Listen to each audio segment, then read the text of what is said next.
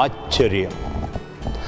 பரலோகத்திலிருந்து அதிசயமான ஜீவனை உண்டாக்குகிற வித்தை பார்க்கிறோம்.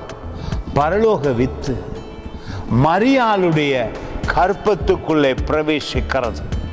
அந்த பரலோக வித்து தான் பூமியின் அதிசயமான காரியங்களை செய்தது.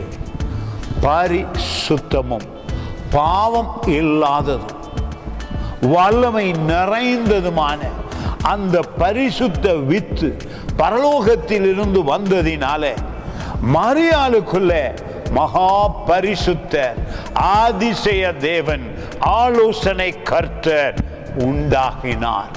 அவருடைய பிறப்பை குறித்து பாருங்கள், அதிசயமாய் இந்த நாளிலே தியானிக்கும் பொழுது இந்த வார்த்தை உங்களை உற்சாகப்படுத்தும்.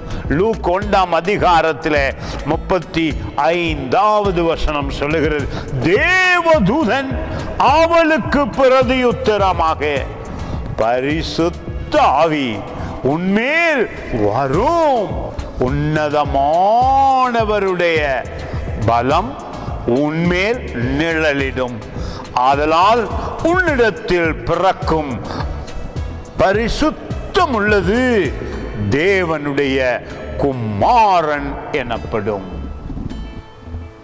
அற்புதம் தானே, அதிசயம் தானே.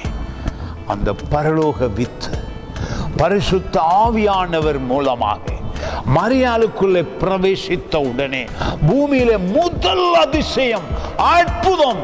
பூமியில் பிறந்தவர்கள் எல்லாம் மனித வித்துகளிலே, ஆனால் பரலோக வித்து மூலமாக பரிசுத்தர் இயேசு கிறிஸ்து உண்டாகினதினாலே உங்களையும் என்னையும் விடுவிக்க சகல வல்லமையும் அவருக்குள் உண்டு.